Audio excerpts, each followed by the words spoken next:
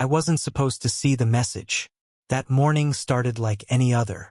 I left early to beat the traffic and grab us both coffee from her favorite place on 6th.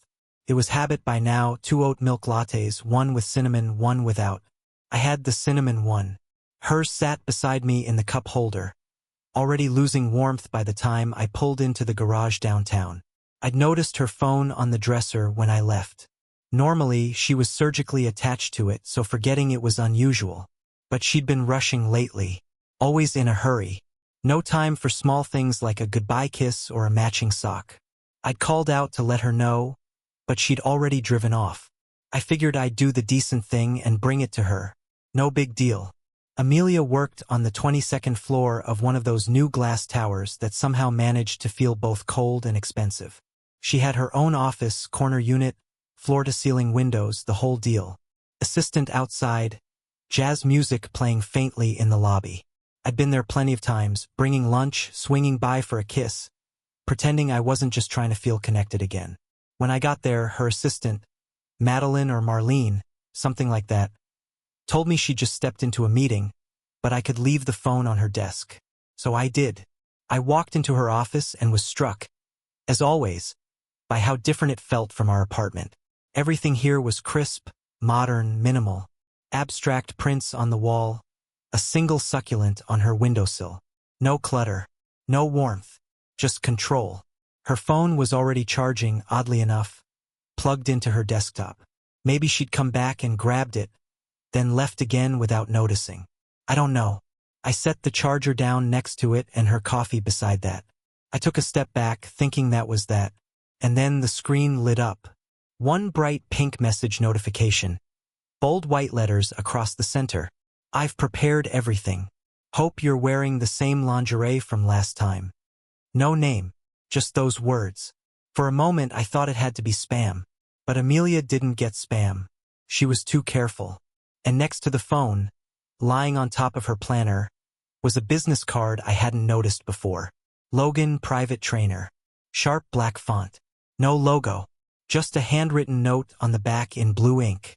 Same time next Thursday? The way it was placed, the angle, it looked deliberate. Like it had been left there for her to see first thing. I picked it up. The pen had bled a little, just enough to suggest it was fresh. I stood still, staring at it, the message replaying in my mind. My chest tightened. Not instantly. It was slow, like my body needed a minute to catch up to the implication. I wasn't jumping to conclusions, not yet. I turned it over again, scanned the clean serif letters, the gleam of the cardstock. Logan. I didn't know a Logan. And then her voice. Hey babe. I turned around, and there she was. Calm as anything. Blonde hair tied back, crisp black blazer, phone already in hand. She glanced at it, saw the message. I know she did. Her face didn't change. Not a flicker. Oh, she said with a little laugh, reaching for the charger like nothing had happened. That's just Logan. He sends ridiculous stuff sometimes. It's an inside joke. Honestly, I forgot I even gave him my number. She rolled her eyes, gave me that disarming smile she used on clients. The kind that made you forget you had a point to begin with. He's harmless, just a trainer. Super intense about his meal plans and supplements. Always saying weird things to psych people up before a session. I didn't say anything right away. I just watched her. Watched how fluidly she moved, how precise. She tucked the business card into a folder like it didn't mean anything. Like it wasn't lying out moments ago, right next to a message about matching underwear. Honestly, she said, picking up her latte, this one might be a little much. He probably thinks it's funny. I'll tell him to knock it off. She took a sip and smiled again, perfectly at ease. I had no reason to believe her, but I also had no evidence not to. So I nodded, too slow to challenge her. Too thrown off to even ask who jokes like that with a client. And that's when I noticed something else. The way she looked at me, studied me. It wasn't concern. It wasn't guilt. It was measurement. Like she was waiting to see if I'd bite. Testing for weakness. And when I didn't, she softened. Reached out, brushed a finger along the edge of my sleeve. You're sweet for bringing this. You really didn't have to. I should have said something, asked more, pushed. Instead, I muttered something like, "No problem," and stepped back out into the hallway, the door clicking softly behind me. The elevator ride down felt longer than usual. I stared at my reflection in the mirrored panel, wondering what had just happened, wondering if I was overreacting. But I wasn't. Not really, because it wasn't just the message or the card. It was her timing, her precision, the way her entire demeanor flipped into charm the second she walked into the room. Not a hair out of place, not a beat missed. That wasn't surprise.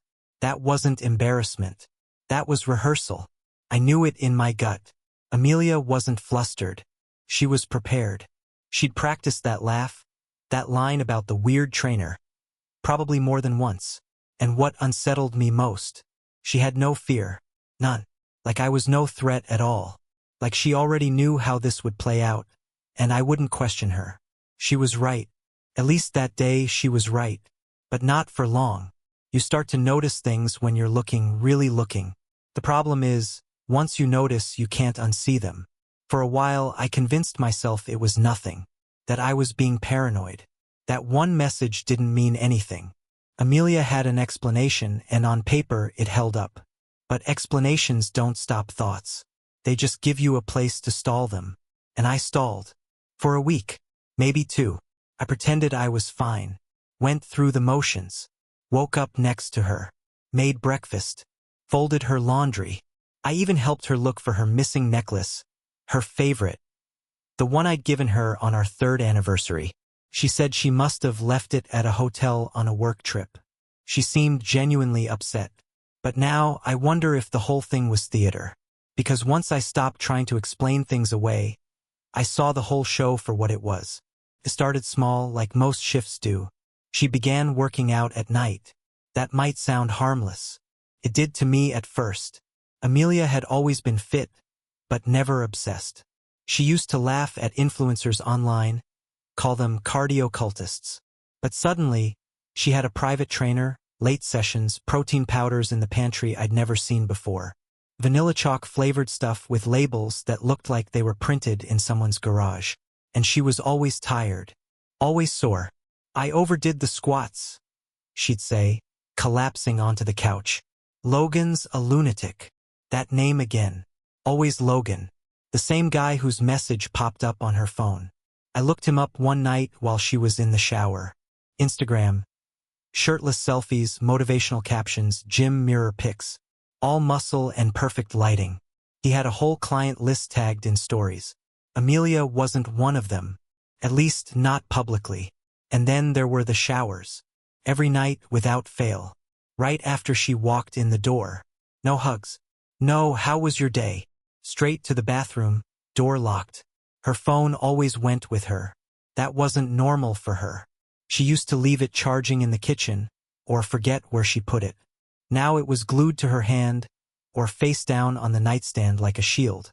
Once I picked it up absent-mindedly just to move it, and she practically lunged for it. "Babe," she said, too quickly. "That's work stuff. I've got a meeting in the morning." She smiled, kissed my cheek, and I let it go. But the worst of it wasn't the phone or the trainer. It was the smell. Perfume. Sweet and sugary, like something you'd smell in a teenager's locker room. Cotton candy or vanilla marshmallow or something equally artificial. Not her usual scent. She used to wear something subtler, earthy, floral. She used to mock fragrances like that. Now she doused herself in it before every workout. When I asked, she laughed. "It's trending. Don't roll your eyes. I'm just trying something new." But it didn't feel new. It felt deliberate. Like she wasn't choosing it for herself. Like someone else liked it on her. I began replaying moments I'd once written off. The subtle deflections. The migraines that always lined up with int asterisk Macy. The way she started sleeping in camisoles instead of the old t-shirts she used to wear to bed. The growing space between us in the sheets. She blamed work, stress, the economy, hormones, and I believed her. Or maybe I wanted to. I even started doubting myself. There was a night, one I can't forget, where she came home, dropped her keys in the bowl by the door, and stood in the hallway like she didn't know where to go. She looked at me like I was furniture, like I was part of the setting, not part of her life. She said, "Did you eat already?" I had. She nodded, smiled, and walked to the bedroom without saying another word. The next morning, I checked her watch on the dresser. It was set an hour behind. Not accidentally. The time zone was different. I checked the world clock on her phone later, London. She hadn't been to London in over a year. Why was her watch still set to it? And why was there a second Uber account linked to our shared email? I never said anything. I just watched. I collected small truths like dust.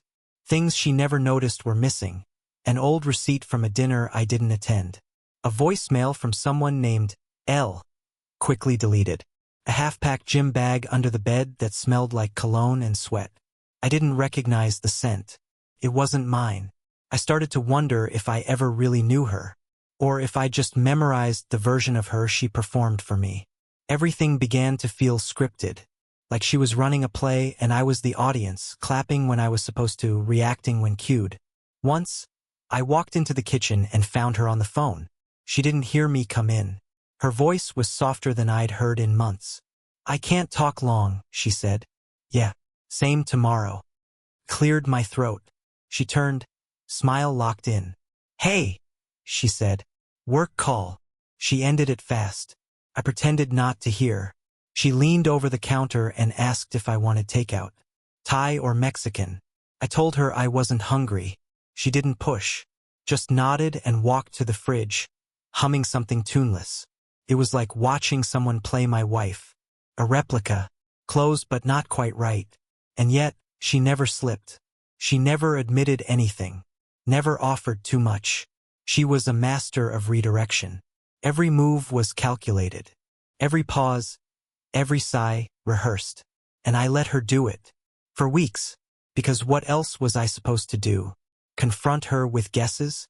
With scents and schedules and tones of voice? I needed more. I needed something real. Because if I was going to break the silence, I had to be sure I wasn't the one ruining things. I had to be absolutely certain that it wasn't just in my head. And the terrifying part was, I wasn't sure anymore what was real. Not with her. Not with us. Because when you live with someone who's lying and smiling at the same time, you start to lie to yourself just to survive. Amelia told me she was going to Lake Tahoe. It was a Thursday afternoon when she dropped it on me, like it was a casual thing. Said her friend Kara had invited her to a women's retreat. Just a weekend of rest, she said. No drama. No phones, no stress. Just yoga and wine and nature.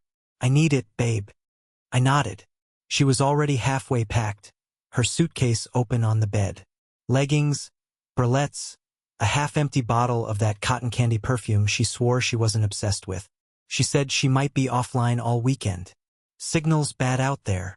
I didn't argue. What could I say? Don't go because I think you might be sleeping with your trainer? Even I didn't fully believe it then. Or I didn't want to. Friday evening came and went.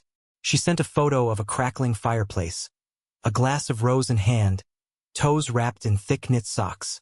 It looked cozy, normal, like something out of a Pinterest board. Saturday. A **T of trees, blurred with motion, captioned hike day.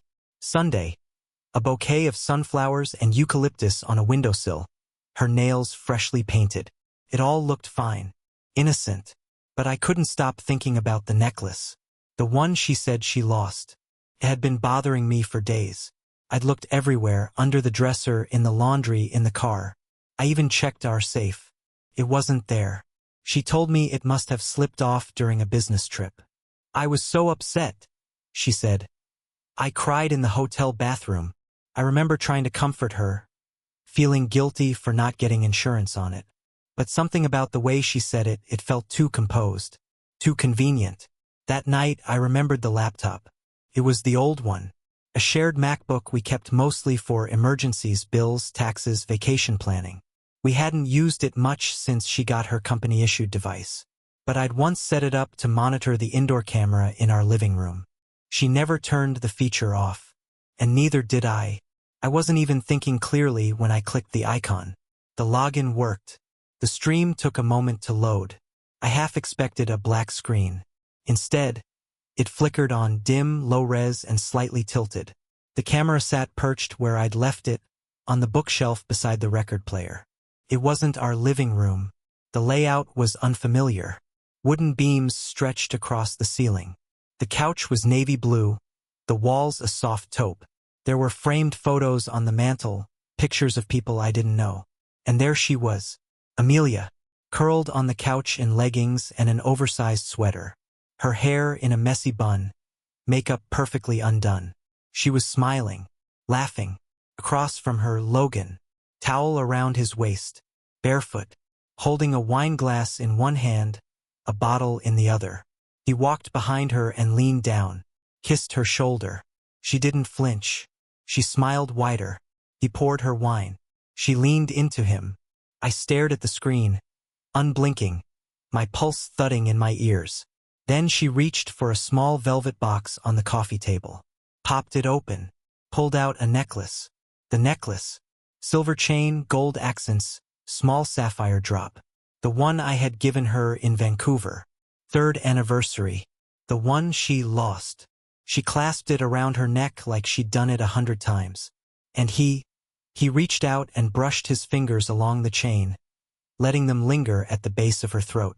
I closed the laptop, just like that, like closing it would erase the image. But it didn't. It burned.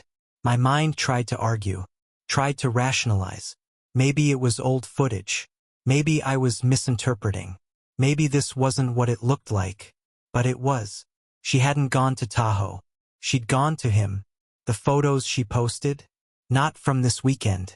Some were reused, old sh*ts I remembered from her camera roll. The fireplace, the wine, the flowers. A story built with pieces of half-truths. And I had liked them. Commented on them. Looks relaxing. You deserve it. God.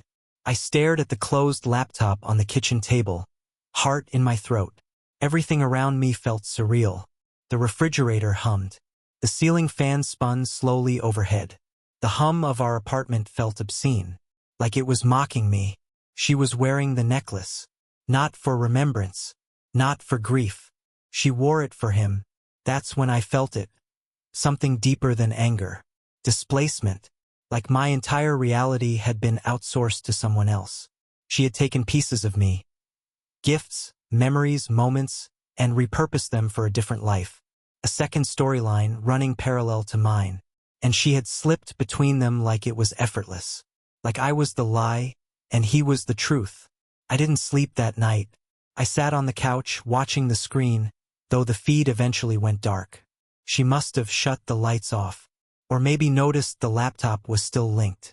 Either way, it didn't matter. I had seen enough. I didn't rage. Didn't scream. I didn't call her. What could I say? There's no script for that moment, no words that feel right. Just silence. Heavy. Long final. I spent the next day in a haze. I didn't go to work. I didn't eat. I couldn't focus on anything except what I'd seen. But by evening, something shifted. The grief started calcifying into clarity. The truth had weight, yes, but it also had shape. And now that I'd seen it, really seen it, I could stop pretending. I could stop making excuses for her. She wasn't overworked.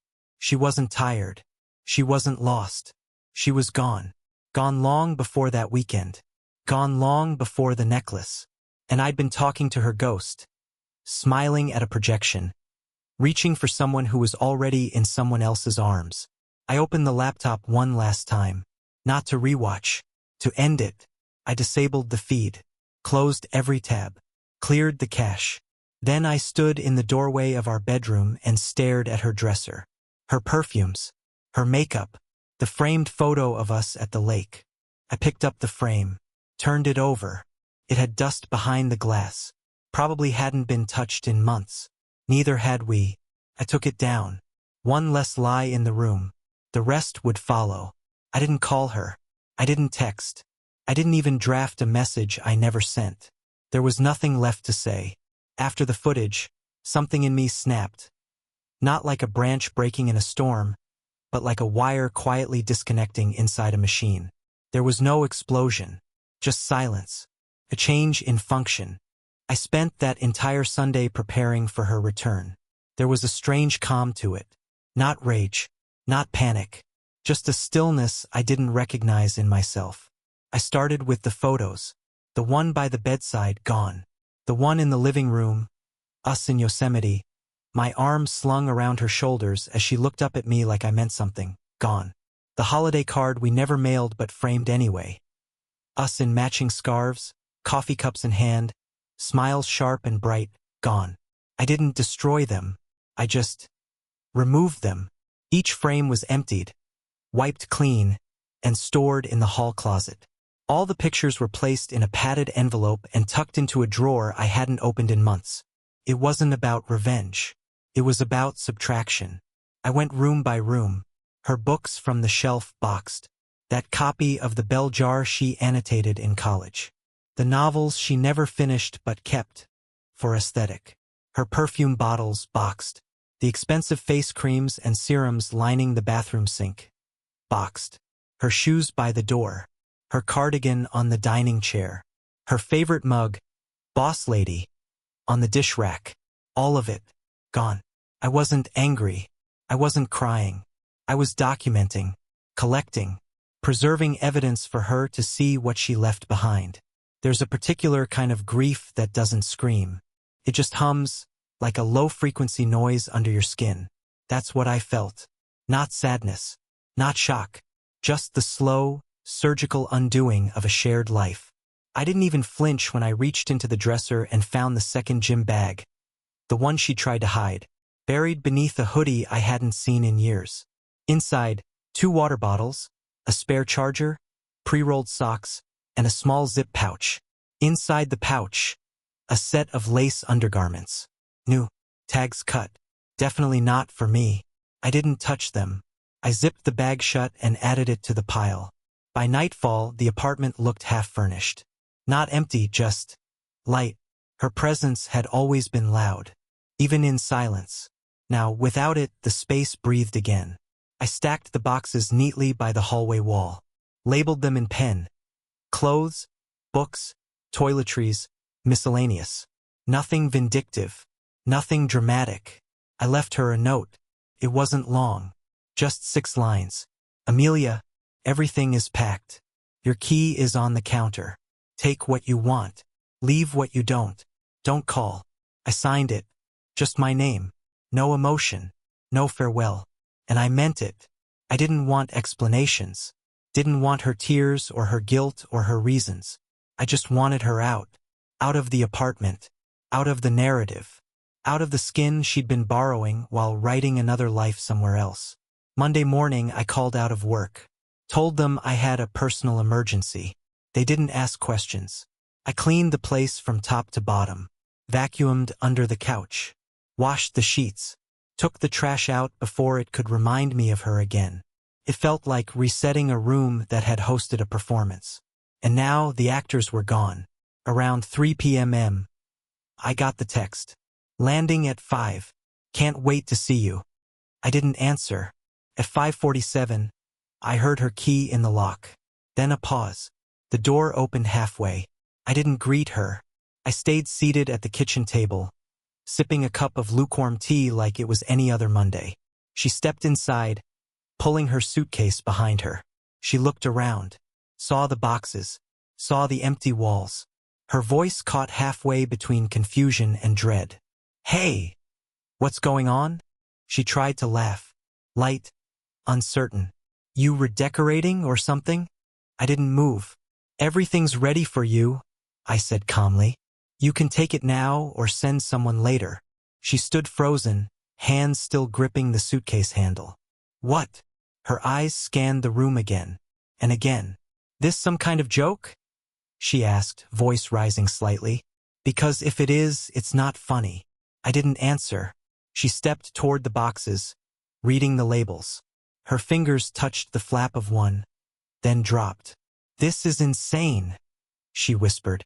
Mark, what the hell happened? I stood, walked to the kitchen counter, picked up her key, set it gently on the marble. Then I slid the note next to it. She reached for it. Read it once, then again. Her mouth opened, closed. "You went through my stuff?" she asked, but it didn't land. It was a reflex, not an accusation. Just something to say while her world tilted. I said nothing. She stepped toward me, her eyes starting to glass over. "Wait, please. Just talk to me. I don't understand." I finally looked at her. Really looked. She was still wearing the necklace. The same one she claimed was lost. It hung there like a confession. I let my eyes settle on it. Just long enough. She noticed. Her hand flew up, covering it. And that was all. I walked past her. Into the bedroom. Closed the door behind me. No shouting. No grand scene. Just a door. A soft latch. And the sound of silence settling in again. She didn't slam anything. She didn't yell. She stayed for maybe 10 minutes. I heard the low murmur of her on the phone. Calling a ride. Probably. Then the wheels of her suitcase over the threshold. And finally the click of the door closing. That was it. She didn't fight. She didn't ask why. Because she already knew. Her exit wasn't a reckoning. It was administrative. I didn't tell anyone. Not my parents. Not my brother. Not the guys from the office. Not even Lucas, my closest friend since college, who would have taken me out for a drink and called her names until I laughed. I didn't want laughter. I didn't want company. I wanted distance. So I packed a U-Haul, signed a lease in a different city, and disappeared. Portland. It wasn't planned. I'd never romanticized the Pacific Northwest or dreamed of rainy sidewalks and flannel-lined cafes. It just felt far enough. A different skyline, a different rhythm. I found a one-bedroom apartment above a bookstore, 2 blocks from a 24-hour diner, and across the street from a dry cleaner with faded signage. It smelled like dust and old wood and fresh scones every morning from the bakery next door. It was mine. No shared keys. No joint calendars. No ghost of someone else's perfume in the sheets. Just space. At first, I slept on a mattress on the floor. My stuff arrived in pieces. A couch I bought secondhand. A desk that wobbled when I typed. A set of mismatched plates I didn't care enough to replace. Every night, I sat on the floor and ate dinner with 1 fork and 1 knife and 1 glass. It wasn't sad. It was honest. And honesty was rare for me then. The job came next. I applied for everything. Startups, remote gigs, contract work. Eventually, a tech firm on the east side hired me as a product manager. Good pay. Decent people. I didn't say much in meetings at first. Just listened. Watched. But something about being anonymous gave me power. I worked late. Learned fast. Said little. In 6 months, they promoted me. By year 2, I was the chief operations officer. Funny how quickly you can rise when you've got nothing left to lose. I kept to myself. Didn't go to company happy hours. Didn't date. Didn't talk about back home. No one asked. People saw the quiet as discipline. Focus. Stability. They didn't know it was survival. The necklace came with me. I didn't wear it, obviously. Didn't hang it on the wall or burn it in some symbolic ritual. I just kept it. Tucked in a drawer with old receipts and passport photos. A place where useless things live. Not because I wanted to remember her, but because I wanted to remember me. Who I had been. What I had ignored. What I had learned. You can forgive yourself for trusting. But you shouldn't forget what it cost you. Some nights I'd take it out. Just hold it. Cold chain pooling in my hand. The sapphire still caught the light. Still sparkled like it did in Vancouver, when I'd given it to her under the rainy hotel awning. Her breath clouding in the air as she kissed me and said, "I'll never take it off." She meant it, I think, at the time. But people mean all kinds of things when they're warm and wrapped in promises. The truth shows up later. When the room goes cold. When someone else holds the wine glass. When your name stops being part of the story. I didn't hate her. That's what people never believe. They expect fury. Rage. The kind of burning anger that levels cities and smashes phones. But the opposite of love isn't hate. It's clarity. It's walking past her toothbrush in a box and not feeling anything. It's seeing a woman wear that same perfume on the subway and not flinching. It's silence. Clean, unshakable silence. People always ask, "How did you move on?" As if there's a map, a 12-step plan, a timeline. You don't move on. You rebuild. You start with what didn't break. For me, that was routine. Coffee, work, long walks. Then came the projects. Painting the walls, organizing the shelves, replacing light bulbs no one else had ever touched. Then friendships. Not many, just enough. There was a woman named Callie from the bakery downstairs who asked me my name every morning for 2 weeks until I finally gave it. There was Aaron from HR who found out I played guitar and invited me to an open mic. I never went, but he kept inviting me anyway. There was the kid in the bookstore downstairs who always asked if I wanted a recommendation, even when I bought batteries or mints. They didn't know my past. They didn't care. They just saw a man trying. And that was enough. I started sleeping better. The kind of sleep that doesn't clench your jaw. The kind where you wake up and the air feels light. I changed my number, deleted old texts, unfollowed her, blocked Logan not out of vengeance but out of necessity. They both became background noise, names without shape, and eventually not even that. A year passed, then another. Sometimes I'd hear things. Through mutual acquaintances, whispers online. Amelia had left the city, taken a job in L.A. or maybe Austin. No one was sure. Logan wasn't in the picture anymore. Big surprise.